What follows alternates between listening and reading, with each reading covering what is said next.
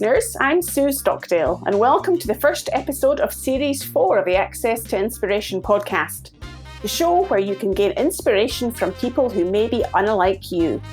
We hope their stories and insights enable you to transcend your day-to-day challenges and reflect on what you are capable of achieving.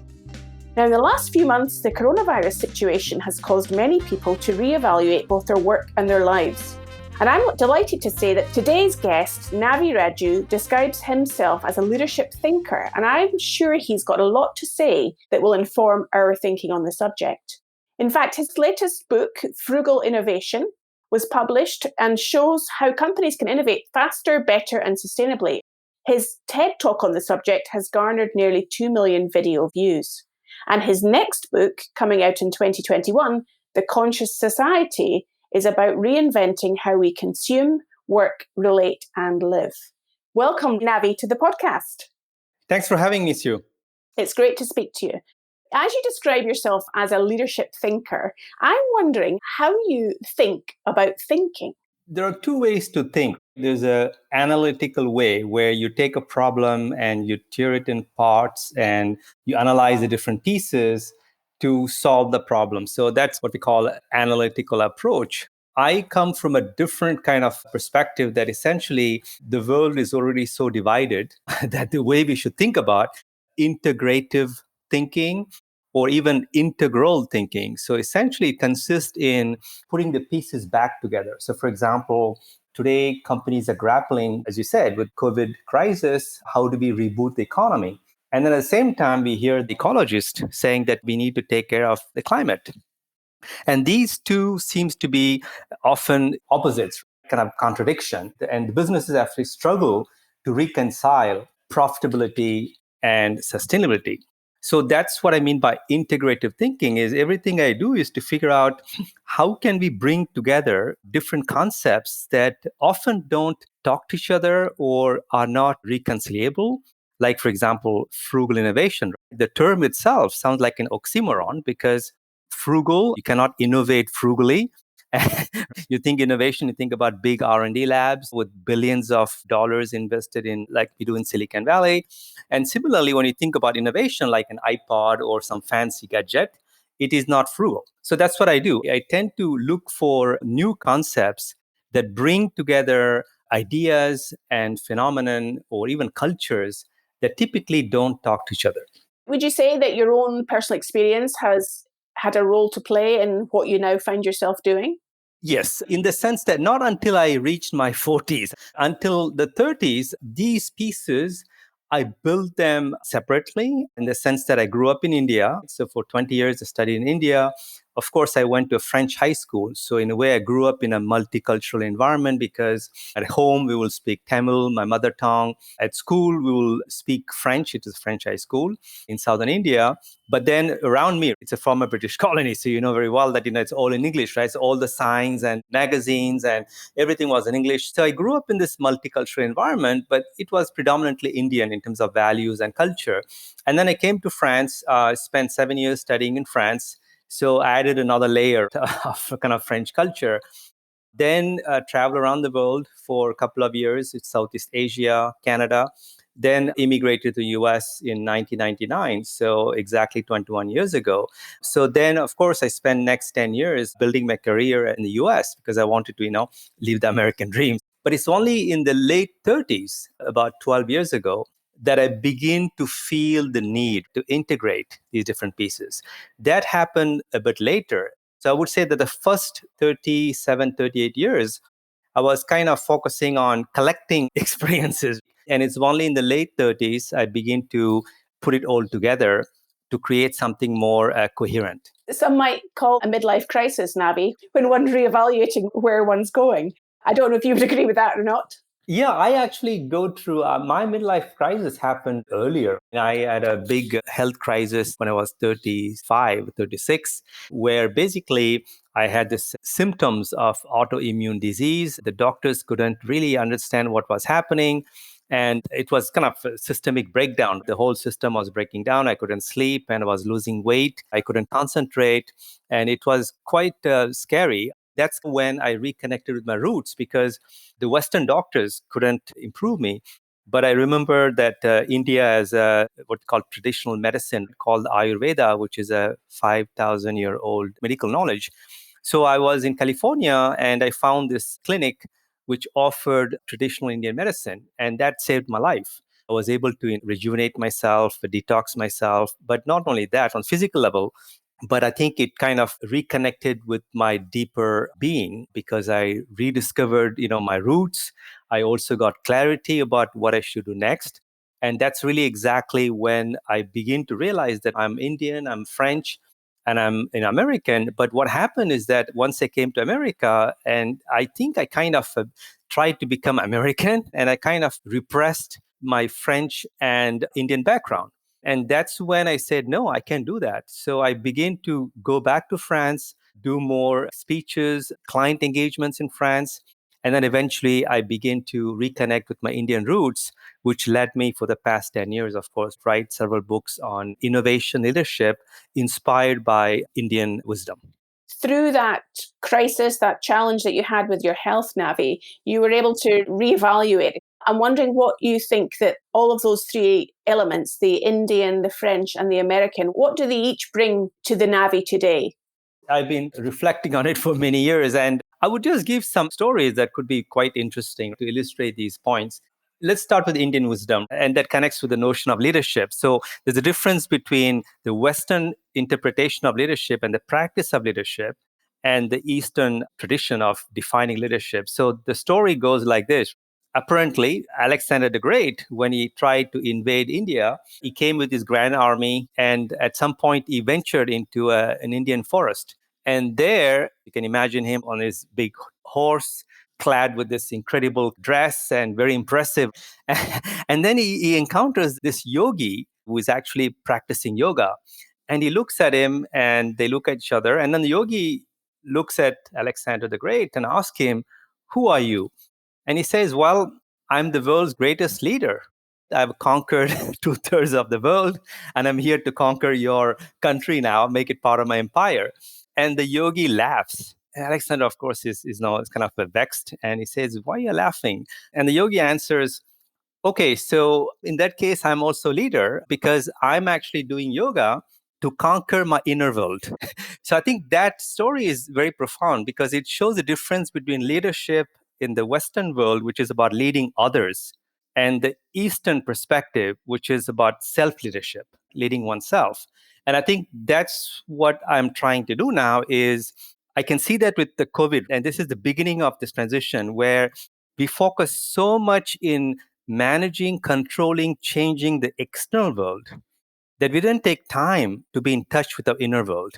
And now I think what is happening is that we are trying to find some kind of congruence, alignment, integration between the inner world and the outer world. So this is where science, spirituality, for example, which have been always in logheads, never really appreciating each other, it's coming together. Say that everything is interconnected. There's an underlying unity that we are all part of this whole. And therefore, I would say that what is coming together nicely is combining the rational scientific perspective of the West, whether it's American or French, with the techniques and practices from India, which are focused more on controlling your emotions, your energies, your body, mind, heart, in a way, the inner world, and how to harmonize the inner world and outer world. So that is what I see is happening within myself and frankly around the world as well this year, particularly as COVID has led a lot of people to reflect. And we talk about the great reset, but the great reset happening is inside people, actually. That makes a lot of sense. And you've had a great reset yourself, I understand, having up sticks and moved from Silicon Valley to New York. Tell us more about what you did there. I spent 13 years in California, including 8 years in Silicon Valley. I begin to get tired of the culture of Silicon Valley. So you should understand that Silicon Valley 30, 40 years ago had this incredible idealism. It's a place where people not only dream big, of course, that's well known, but there was a lot of humility. And even like, if you look back in the 40 years ago, right, there was this kind of hippie movement in a way there in the Bay Area. So it was suffused with a certain spirituality. And what happened, unfortunately, is that when the internet wave began in the late 90s, the culture of Silicon Valley began to change. We begin to see more greed, more people focused on getting rich quickly with launching internet startups. Whereas in the past, the companies like HP or even Apple, they were in for the long run. They were building companies that can last for decades, not just like, get rich quickly. So the culture began to change in Silicon Valley. And I realized that I was not feeling home in the Valley because of the values which were not compatible with mine, but also the topics about wisdom and frugal innovation. We don't innovate frugally in Silicon Valley, as you know. So it became clear to me that I needed a change in my life. So I decided to get rid of all my belongings. I had a big apartment. I sold off everything, all my belongings, and donated them. And then arrived in New York, just one suitcase, a big suitcase. And I arrived actually just before COVID began. So the timing was not great, but in a way, it allowed me to reset my own life and reconsider my priorities. But that's how I live. All my life, I have lived in total in like 20 different places. And I have this urge every couple of years to move on. So my next chapter, I think, is going to be written here in New York. So you really are applying the frugal innovation to your own life. You're role modeling it for everybody else. I think so. I always say that you have to make space to welcome the new.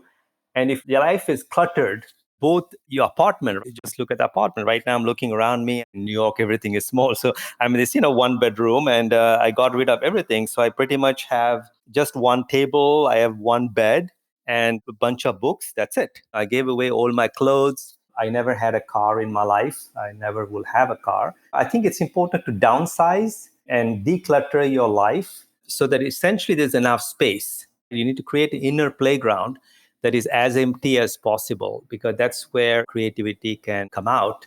I've tried to apply the notion of, in French, we call it frugalité heureuse, which is joyful frugality, because when you say the term frugal, people think like a sense of deprivation. But actually, it could be a source of joy if you realize that the less you have, the more you can be. So it's a choice between having and being.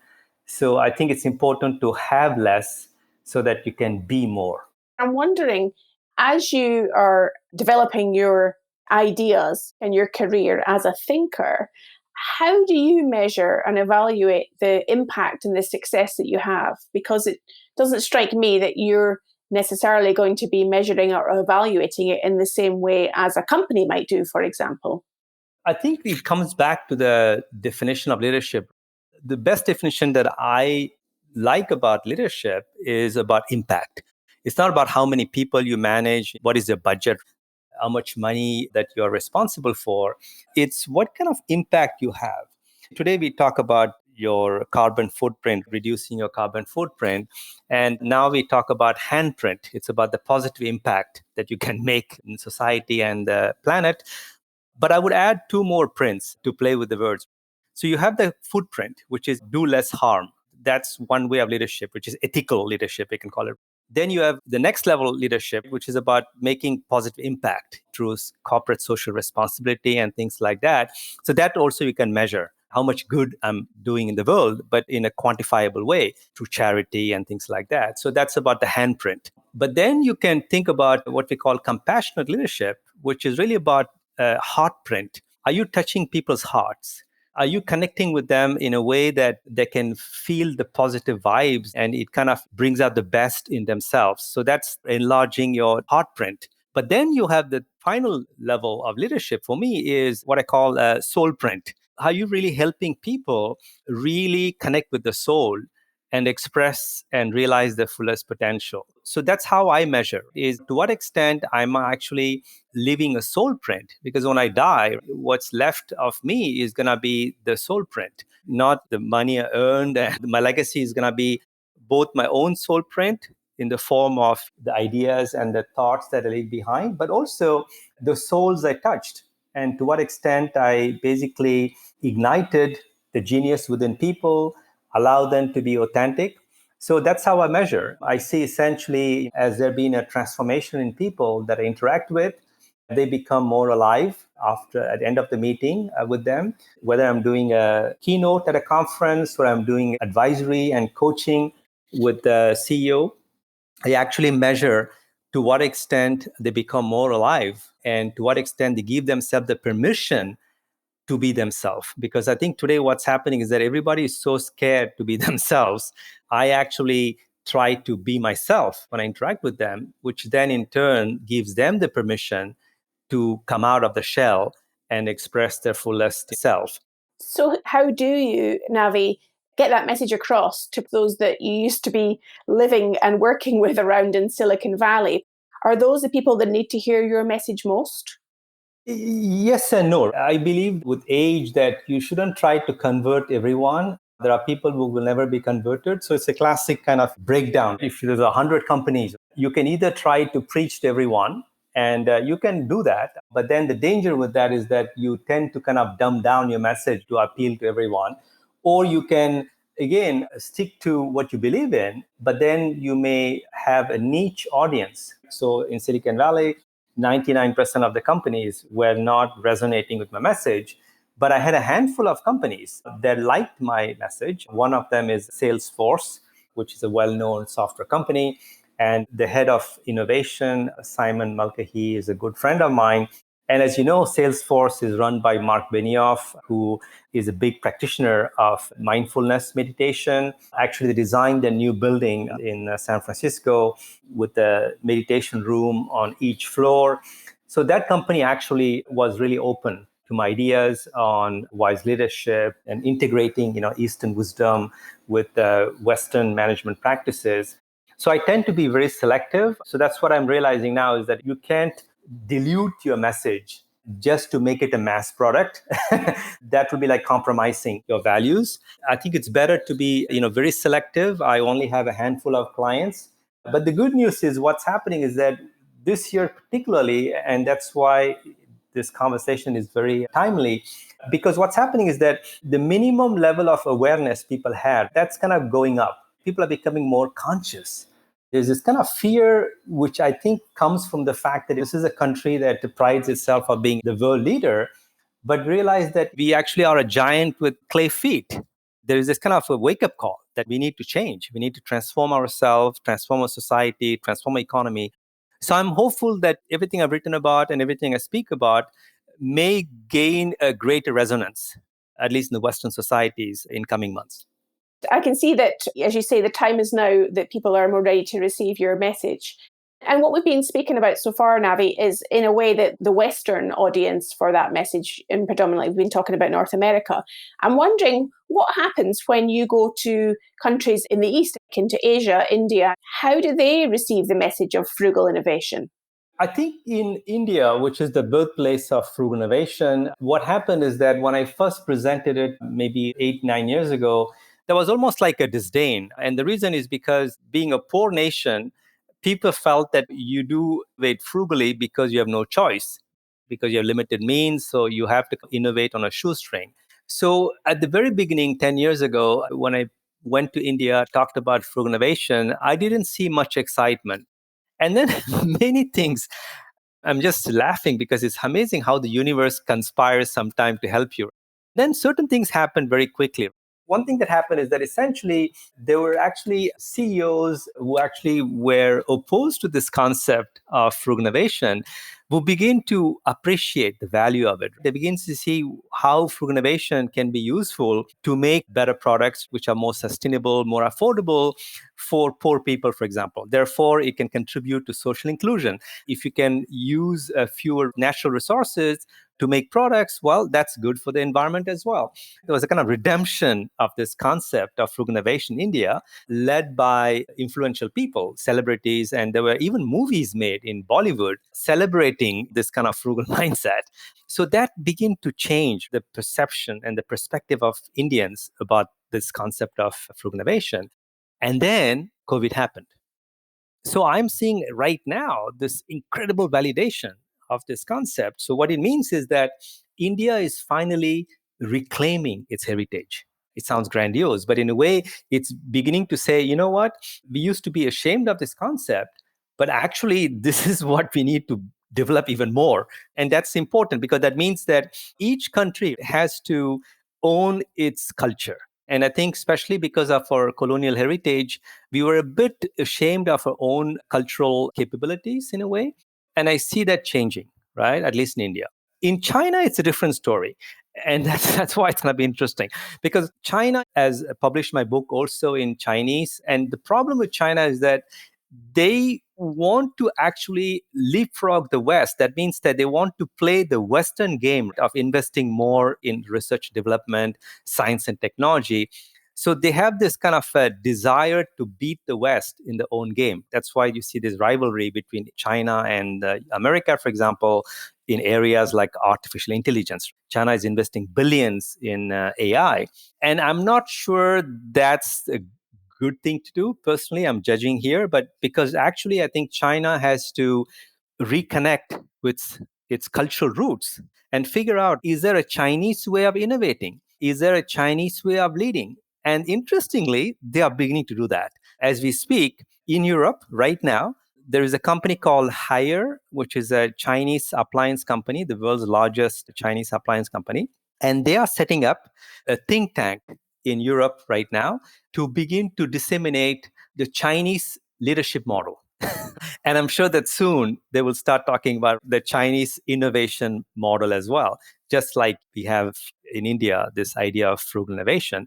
So that's interesting. That means that China and India are beginning to present alternative models of innovation, leadership, and management practices, not as being better than the West, but just presenting them as alternatives so that there is more choice now. So I think the important message I'm hearing, Navi, is not about people judging whether things are good or bad, but having availability and different options, and countries, rather than hankering after something they don't have, is to reevaluate what they do have and look at it in a different way.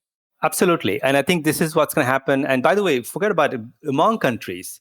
I think it's going to go one step further, Sue. I think it's going to happen at the micro level, at the community levels. And I see that already in France. So what's happening in France is that we always had a strong central power, the government in Paris. And what I see happening now is that different territories, we call them in French, territoire or regions, are beginning to reconnect with their cultural roots. And by the way, this is very interesting. This is a kind of a repetition of what we have seen across the world during crises. For example, you know that in Argentina, which I think a couple of decades ago, there was this major economic crisis.